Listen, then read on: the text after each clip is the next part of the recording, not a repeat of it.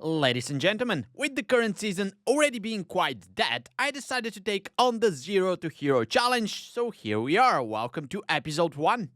I've decided to take on tanking and I have a fresh toon out of leveling at level 536. It is a Protection Paladin and there are not that many rules that I'll be following since this is the first edition.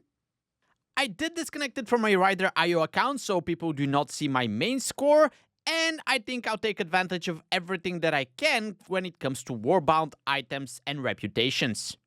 In fact, I had quite a few items in my bank, and then just flying around and getting all the reputations and renown items from the different vendors managed to get me a decent piece of gear on almost every slot. It also gives you enchanted rune crest pieces that allow you to craft a piece at 619 item level along with some valor stones, which are always a bottleneck. So I ended up crafting a main hand weapon and a shield, and when you add on top of that going to the Siren Island and getting the new ring at 649, in just a little bit over an hour I managed to get the toon to 593 item level, and this is with the crafted shield, but I haven't crafted the weapon yet. So just like that the journey starts, and I decided to do my own key so I don't have to queue into other people's keys. It was a +2 city of threats, and I was surprised to see that there are people queuing for those keys in a pretty big item level. I think one of those two guys here is a 620 item level, and yes, he was carrying his rogue friend, which I actually did manage to out DPS, although I have no idea what I'm doing yet. But generally doing a +2 at a 590 item level, I guess is overgearing it a little bit because I went through the whole dungeon without worrying too much. I wasn't pressing my defensives, I wasn't pressing my buttons, it almost didn't matter if I'm there or if I'm tanking. And since we had two pretty decent DPS players, we managed to easily 3-chest that key, which turned into a +5 stone vault, and I didn't get any loot at the end, so I was still at 593. Now, the +5 stone vault key definitely sounded a little bit more scary. I was afraid to go very big in the beginning because I didn't know how much damage I can take and survive. So I was very cautious in the beginning, doing smaller pulls and just touching the ground and see how far I can go. Everything went fine, including the first boss, although I was learning a lot of new things, how to position it, how to move it. The healer was doing the dispels, but I was ready to handle them even if he wasn't.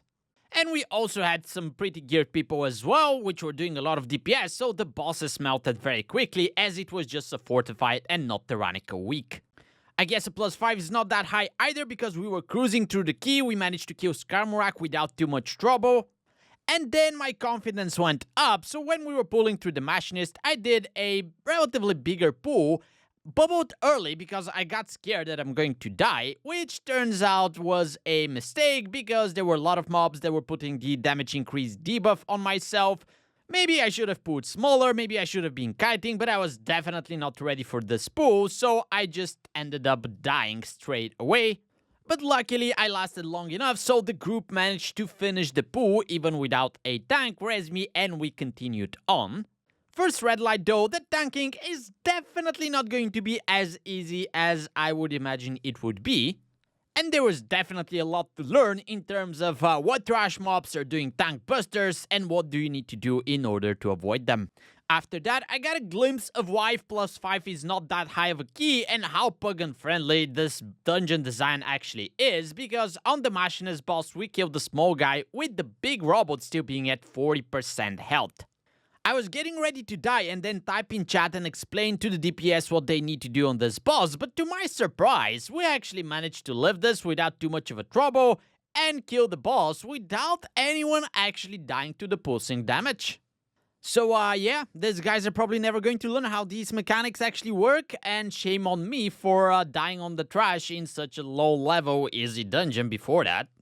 But apart from the DPS dying on some frontals before the last boss, everything went smoothly up until the end. We managed to time the key, not even that, we actually 2-chested it. So now I ended up with no loot again, but +7 green bateau in my bags.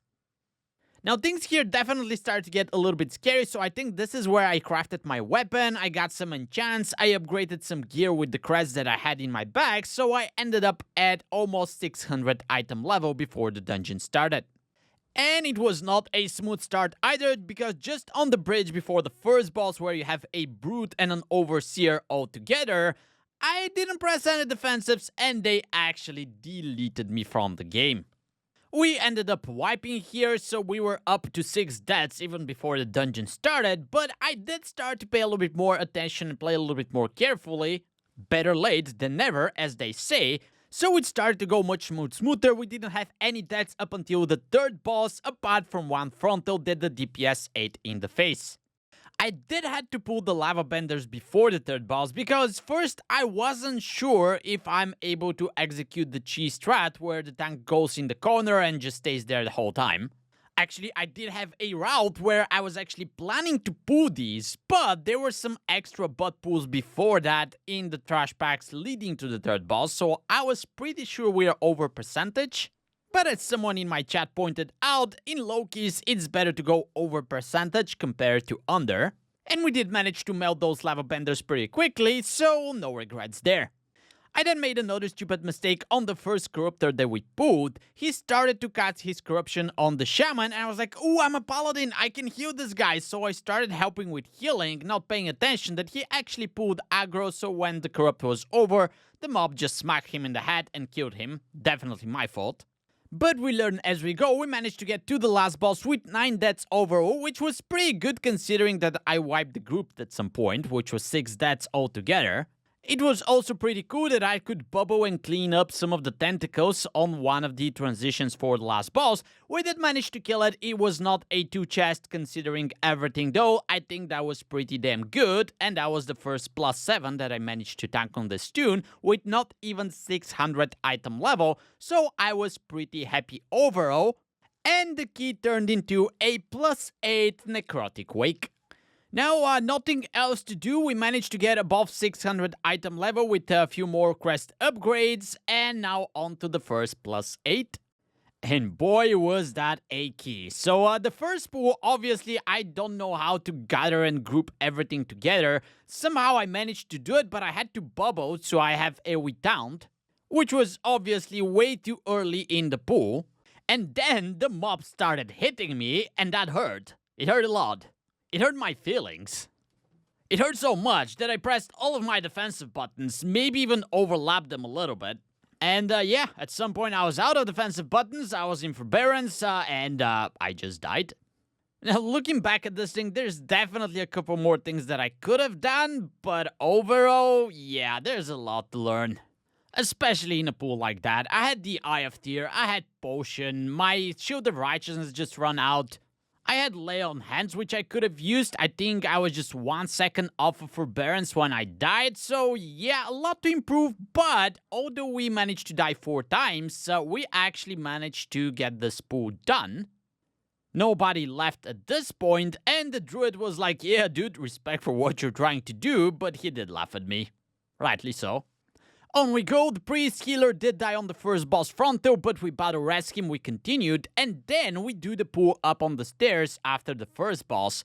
And I guess that's my fault, but apparently there was an affix behind us that we didn't kill, and the DPS did not switch on it either, so it was shielding the mobs, reducing the damage they were taking. And yeah, I definitely did not see it, but you can see it on the top right of your screen. So basically, we went into this pool and we stayed there forever because the mobs were taking no damage at all. And although in the beginning the interrupts and everything was fine, eventually Frostbolt Volley started to go off and we just died. Obviously everybody's fault, but if I would seen the affix at least, I could have dragged the mobs on top of it, eventually kill it. But it did spawn out of combat while we were running in the stairs up to the next pack. So at the end of the day, screw you Blizzard for making another great design, affix design in this game. And speaking about design and how things work, we did wipe, and yeah, we had dots from the druid ticking on the mobs, we had the priest in angel form. I'm actually not sure what caused it, but the mobs did not go out of combat and they started to run towards us again.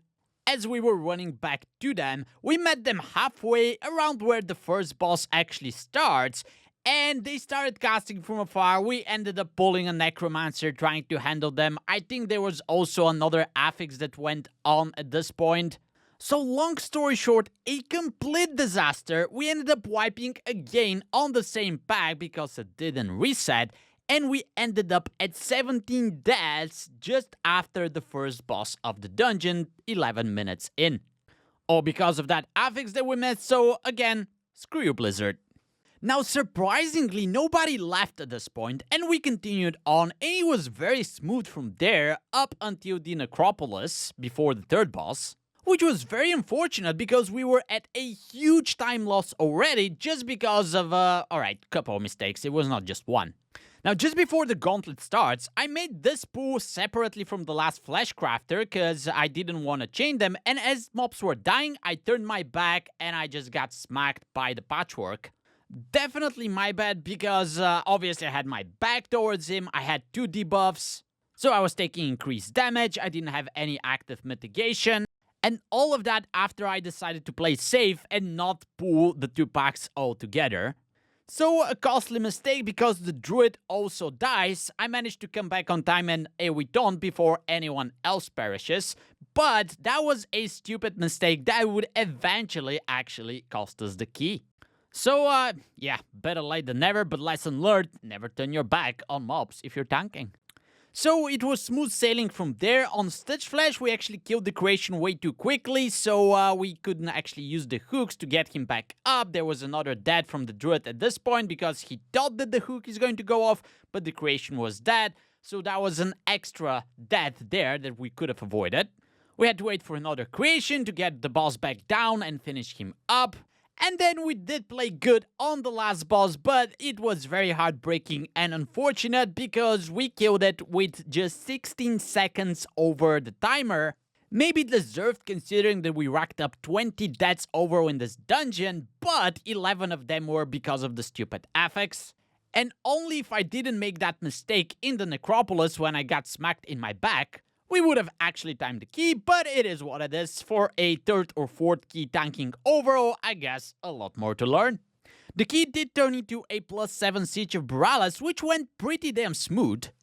I definitely played a little bit more careful. We only had 3 deaths overall in the whole dungeon, and not only we managed to finish it on time, but we 3-chested it. So now we ended up with a +10 Dawnbreaker in our bags, which we are going to try in the beginning of the next episode. And if you happen to want to watch the whole session that happened in this episode, you can watch the full episode on my secondary YouTube channel. You can check the links in the description below if you're interested. And you can also watch the next episodes live on Twitch. Check out the legend behind the cow there because I have a special giveaway that I'm doing for this series. So stop by there while I'm live and you have the chance to win a 60 days of gameplay time for World of Warcraft. Find out more in the links of the description of this video. So that will be all for episode 1. I'll see you in episode 2. Thank you very much for watching, take care, and I'll get out of here.